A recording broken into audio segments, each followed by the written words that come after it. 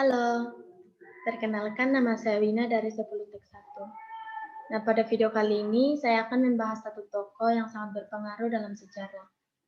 Nah, tokoh yang saya maksudkan adalah Julius Caesar.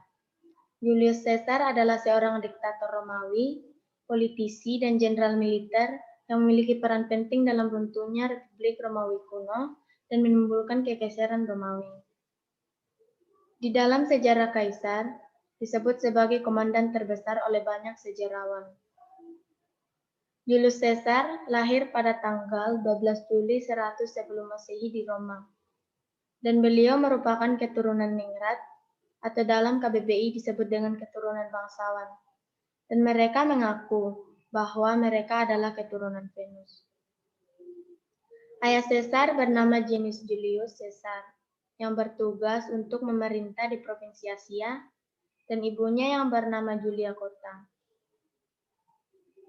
Selain itu, Caesar memiliki seorang paman, yaitu Gnaeus Marius, yang juga merupakan tokoh terpandang di Republik Romawi pada zaman itu. Pada usia 16 tahun, Caesar telah menjadi kepala keluarga dalam keluarganya pada tahun 85 sebelum Masehi. Pada zaman ini ayahnya meninggal secara mendadak, dan masa ini adalah masa di mana perang saudara terjadi antara pamannya dengan Lucius Cornelius, yang merupakan lawan politik mereka. Kemudian, Caesar dicalonkan sebagai imam besar yang baru, dan pada saat yang bersamaan, beliau menikah dengan putri dari pamannya yang bernama Cornelia. Musibah melanda Caesar, di mana pada kekalahan pamannya yang terakhir, beliau diancam untuk mencabut jabatannya dan menceraikan istrinya. Tetapi ia menolak, kemudian diasingkan. Tidak lama kemudian, ancamannya dicabut oleh penguasa yang baru, yaitu Sulla, dan saat inilah Caesar berkomitmen untuk mengejar karirnya menjadi seorang militer. Berhubung pada saat itu karena seorang imam banyak larangan dalam hal yang berkaitan dengan militer, sehingga Caesar memutuskan untuk meninggalkan Roma dan bergabung dengan tentara yang di bawah pimpinan Marcus Minus di Asia dan Sisilia.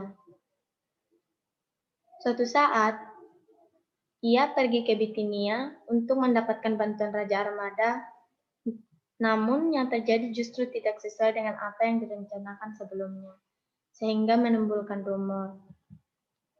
Pada tahun 78 sebelum Masehi, Sulla kemudian meninggal dunia, dan berita tersebut sampai ke telinga Caesar, sehingga Caesar merasa cukup aman untuk kembali lagi ke Roma dan tinggal di salah satu rumah sederhana kelas bawah.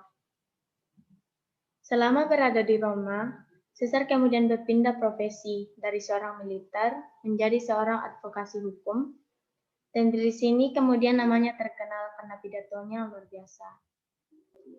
Suatu saat, Caesar berlayar melintasi Laut Aegan, tapi kemudian diculik oleh bajak laut. Namun Caesar tetap mempertahankan sikap superiornya dan malah mengancam akan menyalib mereka. Tapi tangkapan para bajak tersebut malah menertawakan apa yang dikatakan oleh Caesar. Dengan tebusan 50 talenta, akhirnya Caesar dibebaskan dan kembali ke Roma. Kemudian membentuk sebuah armada dan kembali berlayar untuk menangkap para bajak laut yang telah menculiknya dan memenjarakan mereka. Bukan hanya di penjara, bahkan Caesar menyalib mereka seperti yang telah dikatakan sebelumnya, dan menggorok leher mereka sebelum disalib. Suatu ketika, Caesar dipanggil kembali untuk menjadi militer di Asia. Kemudian membentuk sebuah kelompok untuk mengusir serbuan dari timur. Setelah hal tersebut dilakukan, kemudian Caesar kembali lagi ke Roma dan terpilih sebagai tribunus, sebuah lembaga politik yang ada di Romawi. Pada tahun 69 sebelum Masehi, Caesar kembali terpilih sebagai quaestor, yaitu orang yang bertugas dalam hal keuangan. Dan pada tahun ini pun Cornelia istrinya meninggal. Dan setelah pemakaman, ia kembali pergi ke Hispania menjadi seorang quaestor. Dan dinyatakan bahwa di sana Caesar telah menemukan patung Alexander Agung. Nah, pada tahun 67 sebelum Masehi, Caesar kemudian menikah lagi dengan Pompeia, yaitu cucu dari Sulla. Tapi pada tahun 61 sebelum Masehi, Caesar menceraikannya karena terlibat dalam kasus skandal. Pada tahun 65, Caesar kembali terpilih sebagai Curule Adible yang bertugas dalam pemeliharaan bangunan umum. Kemudian, pada tahun 63 sebelum Masehi, Caesar kembali mencalonkan diri sebagai kepala imam negara di Republik Romawi dan berhasil menang. Kemudian pada tahun 62 sebelum Masehi, Caesar ditunjuk untuk memerintah sebagai proprietor di Hispania. Dan saat bertugas di dinasnya, Caesar menaklukkan dua suku lokal dan mendapat pujian sebagai imperator oleh pasukannya. Kemudian pada tahun 60 sebelum Masehi, Caesar diakui sebagai imperator di Republik Romawi, dan gelar ini merupakan gelar kehormatan yang diperoleh oleh komandan militer tertentu saja. Setelah gelar tersebut, Caesar kemudian menjadi seorang konsul dan berhasil menang. Pada tahun 59 sebelum Masehi, Caesar menikah lagi dengan putri salah satu senator kuat lainnya. Suatu saat, Caesar mengusulkan undang-undang untuk membagikan lagi tanah umum kepada orang miskin, dan hal tersebut berhasil karena banyak pihak yang mendukung. Setelah itu, Caesar diusulkan untuk menjadi sebuah pemimpin di Italia Utara. Ia diberikan masa jabatan selama 5 tahun. Setelah semua hal tersebut dilakukan, Caesar berpikir untuk menjadi gubernur. Tapi dengan begitu, ia harus tetap memiliki uang yang banyak, sehingga ia kembali melakukan pertempuran. Sementara itu, Caesar mulai menaklukkan suku-suku yang ada di wilayahnya.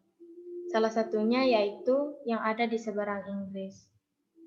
Setelah itu, Caesar pergi ke pedalaman untuk membentuk beberapa aliansi, namun karena kegagalan panen di Gaul, sehingga menyebabkan pemberontakan yang semakin meluas. Pada pertempuran Alesia yang rumit, akhirnya memaksa Caesar untuk menyerah terhadap suku lawannya.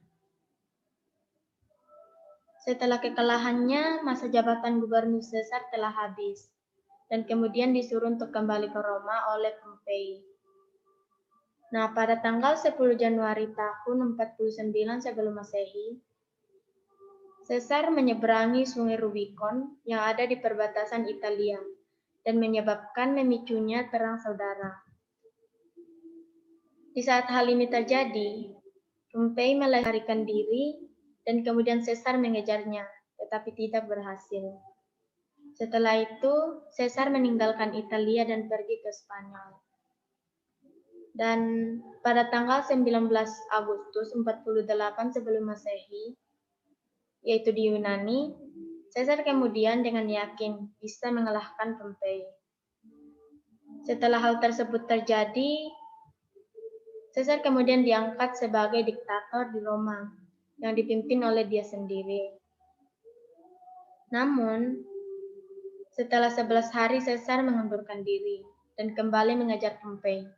Tetapi sesampainya di sana, Pompei telah dibunuh dan segel Pompei diberikan kepada Caesar.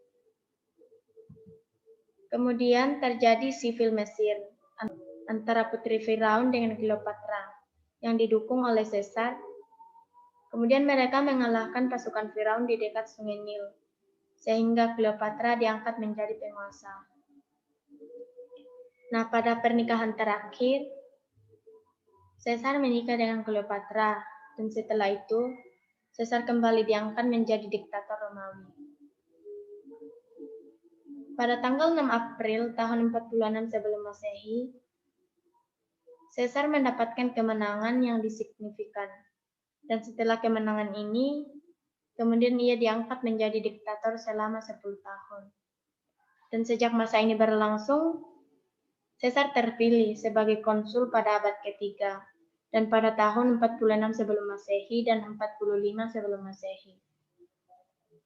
Pada saat Caesar kembali lagi ke Roma, Senat memberikan penghargaan atas kemenangannya dan merayakan sebuah acara besar dengan melakukan perburuan binatang buas, yang juga melibatkan ratu singa.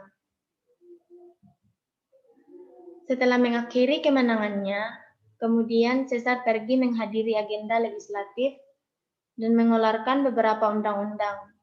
Salah satunya yaitu perlindungan yang membatasi barang mewah dan penghargaan pada keluarga yang memiliki banyak anak.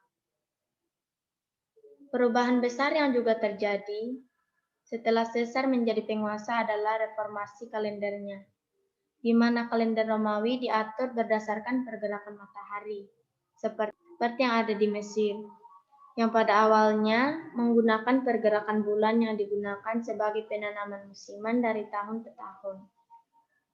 Caesar menetapkan kalender menjadi 365,25 hari dalam setahun, dan tambahan 3 bulan dimasukkan pada tahun 46 sebelum Masehi. Sehingga kalender Caesar dibuka pada tanggal 1 Januari tahun 45 sebelum Masehi. Yang juga menjadi kalender barat saat ini. Pada bulan Februari 44 tahun sebelum Masehi, 1 bulan sebelum pembunuhannya, Caesar diangkat menjadi diktator untuk selamanya. Pada 15 Maret tahun 44 sebelum Masehi, saat Caesar dijadwalkan menghadiri sidang Senat, sejumlah komplotan senator bersekongkol untuk membunuhnya, dan akhirnya Caesar terbunuh dengan ditikam sebanyak 23 kali di dekat teater Pompei. Inilah akhir dari cerita atau kisah seorang tokoh yang sangat berpengaruh dalam sejarah, di mana beliau adalah seorang pemimpin militer yang juga sebagai seorang diktator Romawi. Dari kisahnya kita bisa belajar banyak hal, di mana perjuangan beliau memberikan motivasi yang banyak untuk tetap berjuang terhadap apa yang benar-benar ingin digapai. Sekian dari saya.